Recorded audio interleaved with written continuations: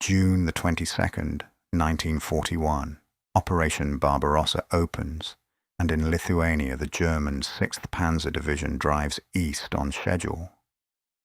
The 6th Panzer is not a showpiece formation. Its tanks are Czech, the Panzer 35T, taken over when Germany dismembered Czechoslovakia. 25 millimeters of riveted armor, a 37 millimeter gun against Polish and French armor in 1939 and 40, it had been entirely adequate. 2 days into the invasion, it met something the German army did not know existed. The KV-1 weighed 45 tons. It carried 75 millimeters of armor on the front of the hull and the same around the turret. The 35T's 37 millimeter gun could not penetrate it at any range, from any angle, under any circumstances. Neither could the 50 millimeter guns on the newer Panzer IIIs alongside it. German crews had spent 2 years learning that the answer to a tank was another tank. On the 23rd of June, that stopped being true. Here is the first correction, and it is the one that matters most. By the 24th of June, 6th Panzer Division was operating as 2 separate battle groups. Kampfgruppe von Seckendorf was being mauled near Skaudweil by a full Soviet mechanized corps counterattack. Kampfgruppe Raus had pushed across the Dubysa River and dug in on the far bank. A single KV-1 rolled onto the road behind Raus's Bridgehead and stopped. It did not block the division. It blocked one battle group's only supply road. Every version of this story that tells you one tank halted a Panzer Division is repeating a sentence that has been growing in the retelling for 80 years. What it actually did was bad enough. Nothing reached Raus's men. 12 supply trucks were burned on that road. Wounded men who needed evacuation could not be moved, and some of them died where they lay. An entire battle group across a river in hostile country with the road home closed by one vehicle. Colonel Erhard Raus had to open that road. He spent the next day trying. First, he sent a battery of 4 50mm anti-tank guns and let them get close, 600 meters. Point blank for a weapon of that class. They hit it 8 times. The German gunners watched their rounds strike and go nowhere. No penetration, no fire, no movement inside. Then the turret came round, and the KV began methodically destroying the guns that were shooting at it.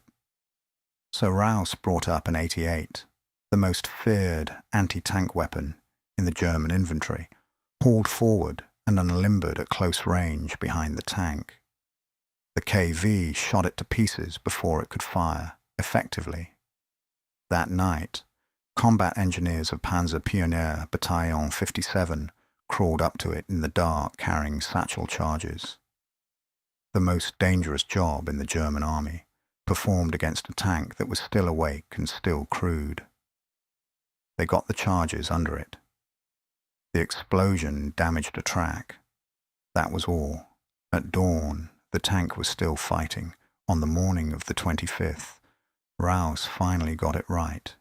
He sent Panzer 35Ts forward as bait, deliberately drawing the KV's fire and its attention, while a second 88 was worked round to the flank.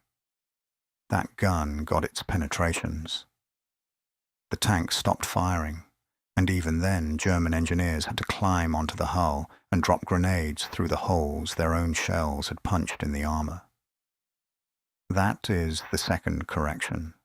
Not 2 days. From the afternoon of the 24th to the morning of the 25th. Roughly 24 hours. First, he sent a battery of 4 50mm anti-tank guns and let them get close, 600 meters. Point blank for a weapon of that class. They hit it 8 times. The German gunners watched their rounds strike and go nowhere. No penetration, no fire, no movement inside. Then the turret came round, and the KV began methodically destroying the guns that were shooting at it. So Raus brought up an 88, the most feared anti-tank weapon in the German inventory, hauled forward and unlimbered at close range behind the tank. The KV shot it to pieces before it could fire effectively. That night, combat engineers of Panzer Pioneer Battalion 57 crawled up to it in the dark carrying satchel charges. The most dangerous job in the German army, performed against a tank that was still awake and still crewed. They got the charges under it.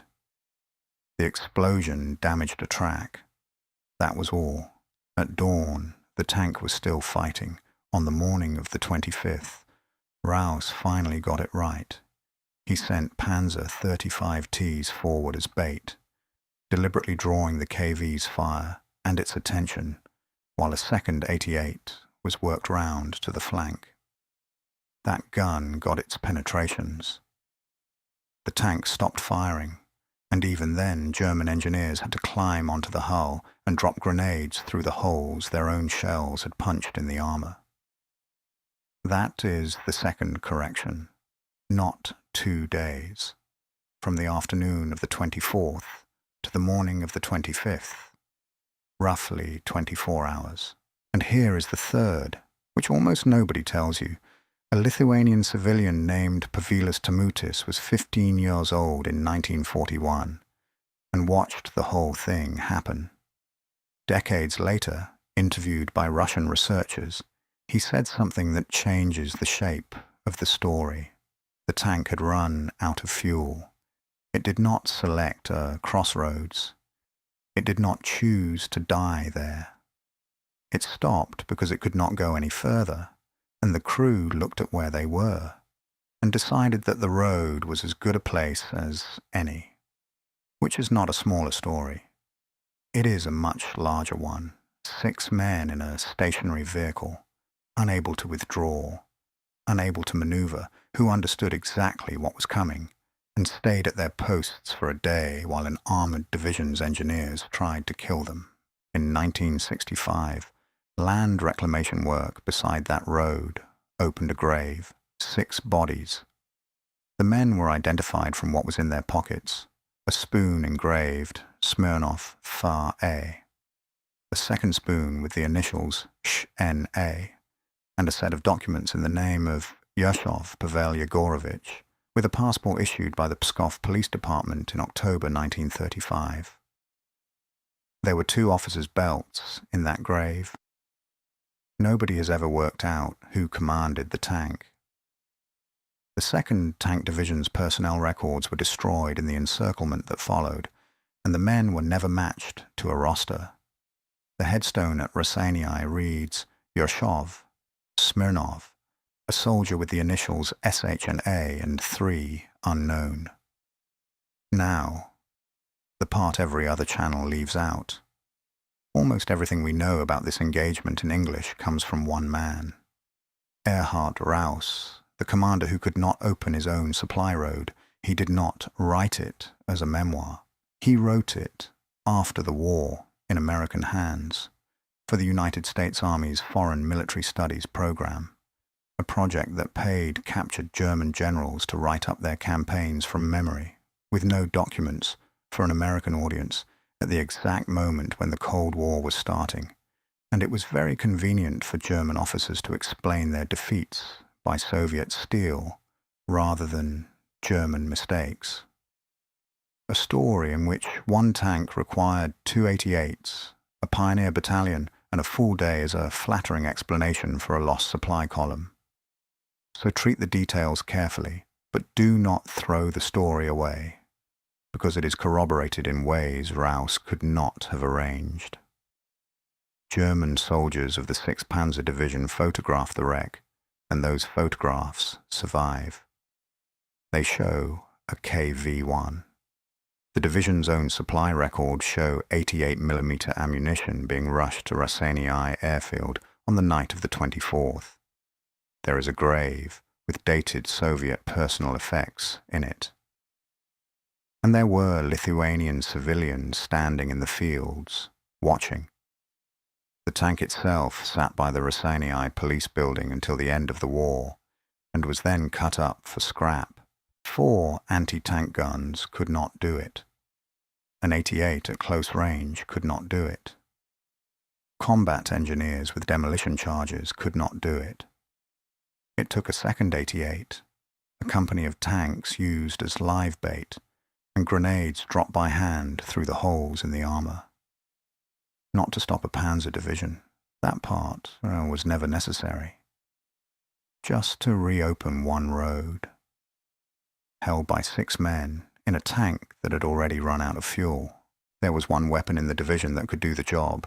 The 88 was an anti-aircraft gun. It was also, by 1941, the answer to every problem German armor could not solve on its own. A high-velocity gun that would go through anything then fielded at ranges where nothing could reach back. It had one weakness, and everyone who served one knew it. It had to be towed into position, unlimbered, and laid. It stood over 2 meters high on its carriage. It could not be hidden, and it could not be moved quickly once it was there. The crew brought it forward under cover of the burning trucks and set it up at around 600 meters. Before it could fire a single round, the tank destroyed it where it stood. The KV had been watching the road through that smoke. Whatever else those men were, they were not amateurs. By nightfall, the road had been closed for most of a day.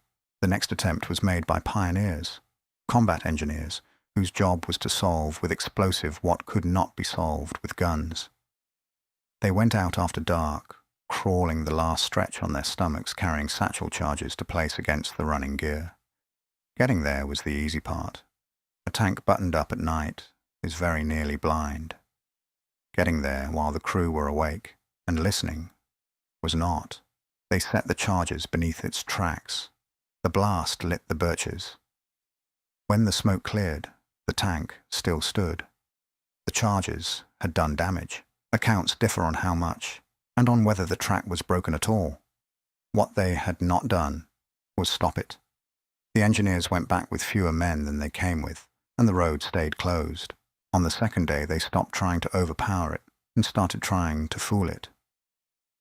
The plan was simple, and it was the first thing anyone had tried that took the crew seriously. A group of light tanks would work through the woods and show themselves. Not to fight, because they could not fight it, but to be seen, to make the turret turn. Behind the tank outside its arc, a second 88 was brought into position.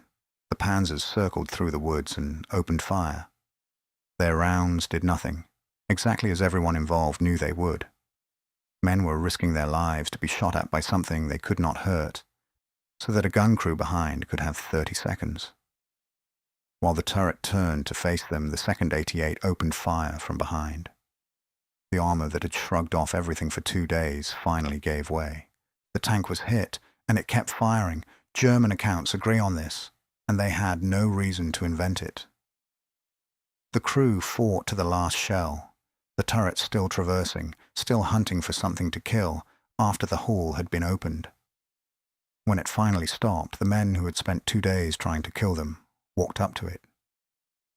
What they found were a handful of ordinary soldiers, dead inside a machine that had held an entire division's supply line for 48 hours. No orders on them, no radio, no prospect at any point of being relieved. They had known that. It had not changed anything. The same soldiers who had battled them buried the unknown Soviet tankmen with full military honors at the roadside with a marker and with the rights a German unit would have given its own. Nobody ordered that. On the Eastern Front, it was already becoming a rare thing to do. In 1965, the grave was found again. The remains were exhumed and reburied. Among them was a spoon with a name scratched into the handle, the kind of thing a soldier marks so that it does not get taken in a crowded billet.